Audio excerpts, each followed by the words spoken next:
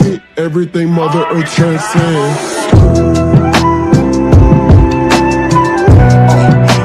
Drop it on, calm. Halo semuanya, perkenalkan nama saya Hendrik Martin Maidipa, NIM 220811030037. Kali ini saya akan mempresentasikan tugas sistem pengawasan pemerintahan. Namun sebelum saya melakukan presentasi, saya ingin mengucapkan terima kasih kepada dosen pengampu mata kuliah sistem pengawasan pemerintahan yang sudah membimbing saya, yaitu Miner Ders Ismail Sumampo MSI dan juga Miner Donald Tamuninca ISOS MSI. Langsung saja saya memulai dengan presentasi dengan judul Peran-peran keuangan negara dalam sistem pengawasan pemerintahan.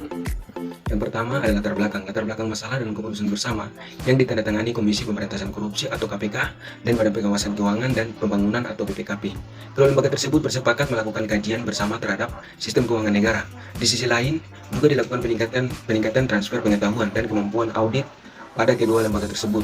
Optimalisasi fungsi BPKP dari perencanaan hingga pelaksanaan penggunaan anggaran itu sangat relevan dengan tugas KPK untuk mencegah tindak pidana korupsi. Yang kedua, pemeriksaan pengelolaan. BPKP melakukan pemeriksaan pengelolaan dan tanggung jawab keuangan negara untuk menjamin tidak terjadinya kebocoran dalam penggunaan keuangan negara. Keberadaan BPKP sebagai auditor internal pemerintah adalah untuk membantu Presiden mengendalikan seluruh pemerintahan dan pembangunan. Sementara ini berkembang isu di media massa mengenai perlunya penguatan landasan hukum bagi keberadaan BPKP. Walman berpendapat hal itu memang penting. Sebagai auditor eksternal, BPKP menyampaikan laporan hasil pemeriksaannya kepada DPR.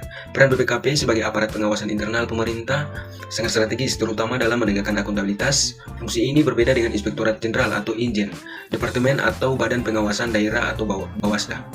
Yang ketiga, pengawasan keuangan dan pembangunan.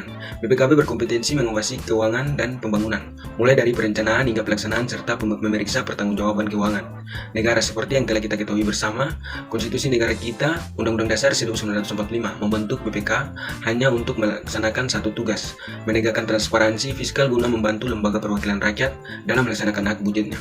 BPKP melaksanakan tugas itu melalui pemeriksaan atau audit pengelolaan dan pertanggungjawaban keuangan negara. Yang keempat, pemeriksaan magang BPKP. BPKP melaksanakan pengawasan magang melalui kegiatan audit, khususnya audit investigasi atau audit dengan tujuan tertentu di ranahnya, yang berakhir pada kerugian negara. Perbaikan transparansi dan akuntabilitas fiskal merupakan salah satu kunci bagi keberhasilan perombakan sistem sosial yang kita lakukan selama era reformasi sejak krisis ekonomi tahun 1997 sampai 1998 di sektor ekonomi. Kita ingin beralih dari sistem perencanaan terpusat kepada sistem yang lebih banyak menggunakan mekanisme pasar. Yang keenam, pengawasan fisik BPKP. BPKP mengawasi keuangan dan pembangunan dengan melakukan pengawasan fisik seperti alat keamanan dan ukuran untuk menyelamatkan aktiva, catatan akuntansi dan formulir tercetak yang gagal penggunaannya, serta penggunaan alat yang mekanis dan elektronis dalam pelaksanaan dan pencatatan transaksi untuk meningkatkan transparansi dan akuntabilitas penggunaan keuangan negara. Pemerintah dalam era reformasi telah melakukan koreksi secara menyeluruh terhadap sistem keuangan negara yang dipergunakan pada masa pemerintahan Orde Baru.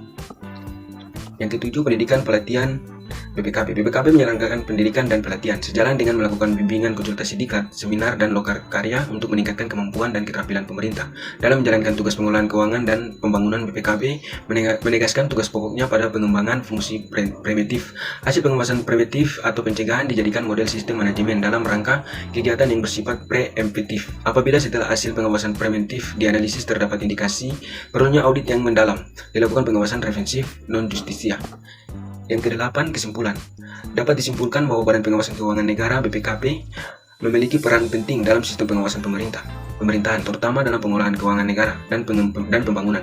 BPKP melakukan berbagai kegiatan pendidikan dan pelatihan seperti bimbingan, konsultasi diklat, seminar, dan lokal karya untuk meningkatkan kemampuan dan keterampilan pemerintah dalam pengelolaan keuangan negara serta pembangunan. Pengawasan keuangan negara sangat penting untuk mencegah penyimpangan dan perlindungan keuangan negara.